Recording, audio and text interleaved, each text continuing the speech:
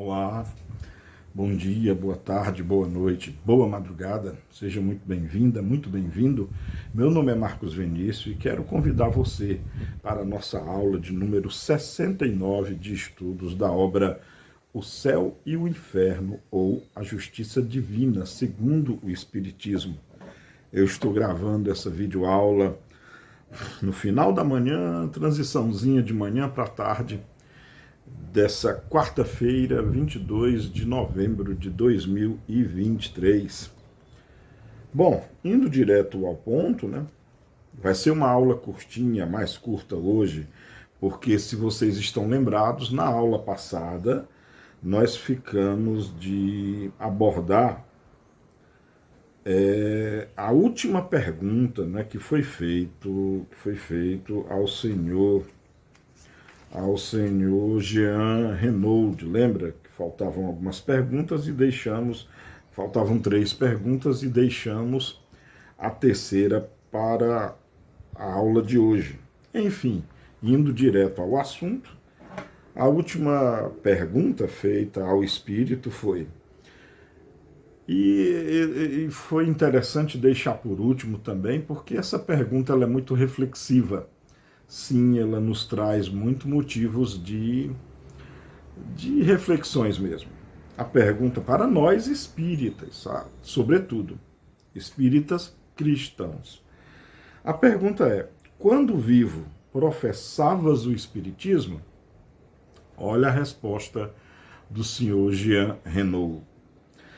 Entre professar e praticar há uma grande diferença. Muitas pessoas professam uma doutrina que não praticam. Quanto isso é verdade, né? Eu vou comentando de pouquinho em pouquinho, a resposta dele é muito curta, mas nos leva a muitas reflexões. Que verdade isso que o senhor Renaud está nos passando, né? Quantas e quantas pessoas professam tantas coisas, mas é da boca para fora, né? Tantos dizem eu sou isso, sou aquilo, acredito nisso, acredito naquilo outro, mas não passam de expressões bucais, verborrágicas, não dizem mais nada, são vazios. Falando de maneira mais filosófica e de maneira mais profunda, quantas pessoas dizem eu te amo e é só da boca para fora, é só uma palavra, não há conteúdo, não há significado nenhum. Muito interessante. E aí o senhor Renaud continua. Ele, no entanto, eu praticava e não professava. Então ele era o contrário, né? Ele não dizia nada da boca para fora, mas praticava. Do mesmo modo que todo homem é cristão porque segue as leis do Cristo, fosse isso sem conhecê-la. Do mesmo modo, todo homem pode ser espírita, que crê em sua alma imortal, em suas reencarnações, em sua marcha progressiva incessante, nas provas terrestres, abluções, ou seja, preparos necessários para se purificar. Eu nisso acreditava, era, pois, espírita. Muito interessante, né? Quando ele nos lembra que o cristão não é aquele que simplesmente se autodeclara cristão, não. O cristão é aquele que realmente segue os ensinos do Cristo, ou as leis do Cristo, né? E que leis são essas? Amar o próximo como a si mesmo, fazer ao próximo tudo aquilo que você deseja que o próximo lhe faria, né? Lhe fizesse, na verdade, viver com justiça, com amor, com caridade, com benevolência, com misericórdia, com indulgência, como eu já falei, com perdoando as ofensas, enfim. Mas quantas pessoas que se dizem cristãs de verdade, se autodeclaram verdadeiros cristãos, mas não vivem de acordo com as leis do Cristo, não é verdade? E aí o senhor Renaud continua. Compreendi a erraticidade, esse laço intermediário entre as encarnações, esse purgatório onde o espírito culpado se despoja de seus vestidos manchados para revestir uma nova roupa, onde o espírito em progresso tece com cuidado a roupa que vai vestir de novo e que quer conservar pura. Muita coisa interessante aqui, muita coisa interessante. Primeiro, essa definição maravilhosa de erraticidade que o senhor Reinaldo nos declara, né? Ele definiu a erraticidade como esse laço intermediário entre as encarnações, né?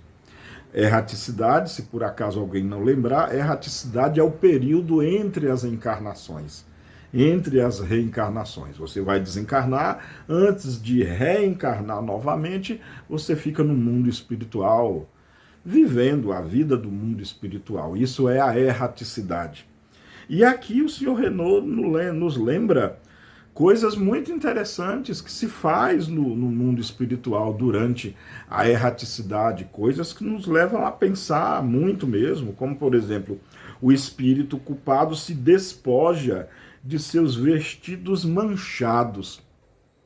O que seriam esses vestidos manchados? Ele aqui emblematicamente coloca a roupagem, né? Se despoja, claro, do corpo que usamos, né? Esse corpo físico, esperando, né? Aguardar. Para mim ficou bem claro que esse para revestir uma nova roupa é um novo corpo, né? Um novo corpo na próxima reencarnação. E também para experimentar, de certa forma, isso não ficou claro, é a interpretação minha, perceber o próprio corpo espiritual, né, a própria natureza do espírito.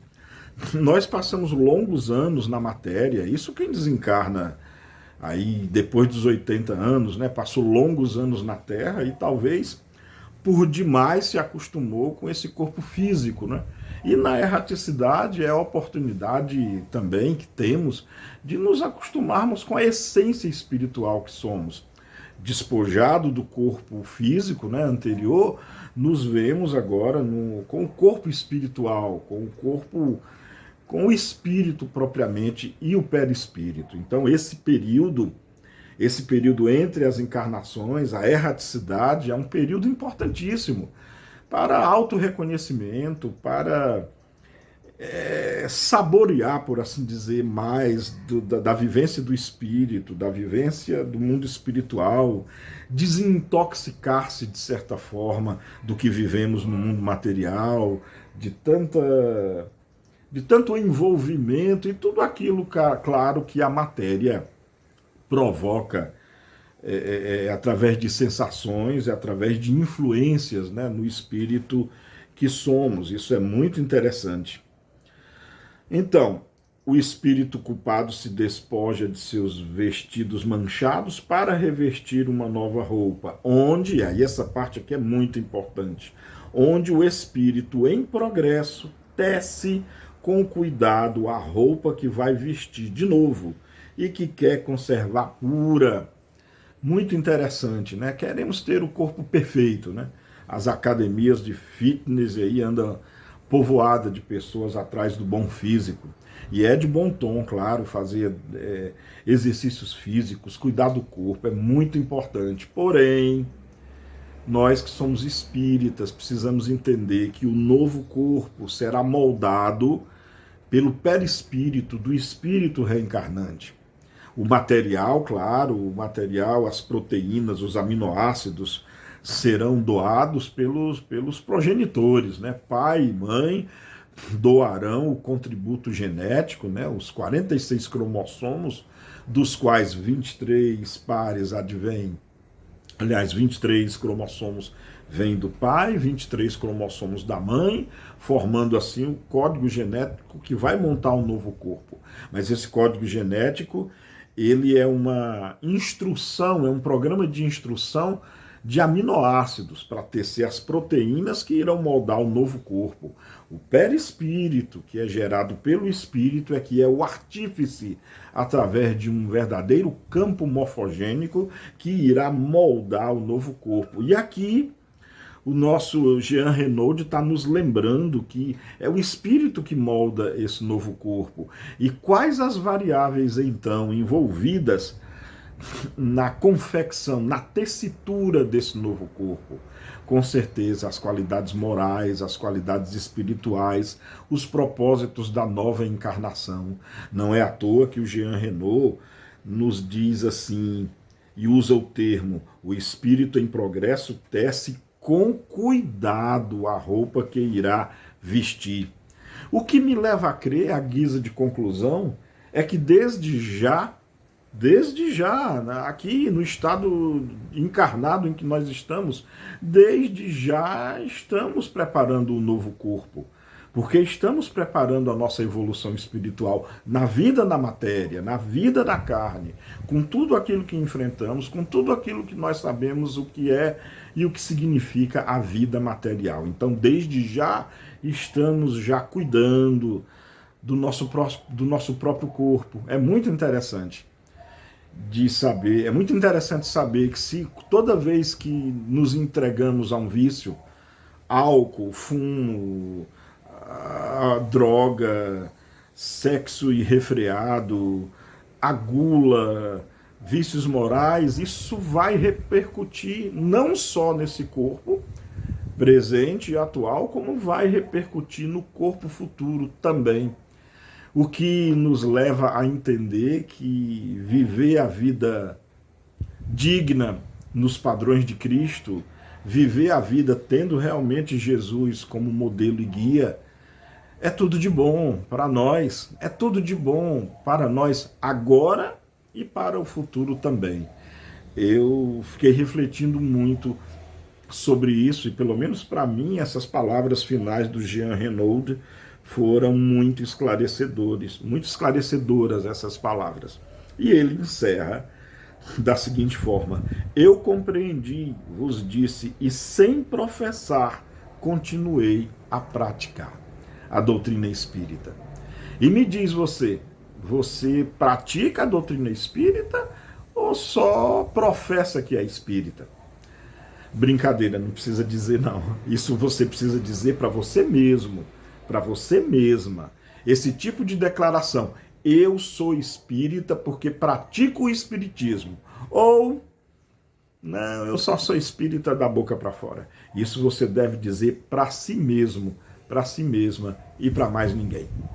Bom, era essa a aula de hoje. Muito obrigado pela sua atenção. Beijo no coração e nunca esqueçamos, amemo-nos como Jesus nos amou, hoje e sempre. Isso é importantíssimo. Tchau, até a próxima videoaula.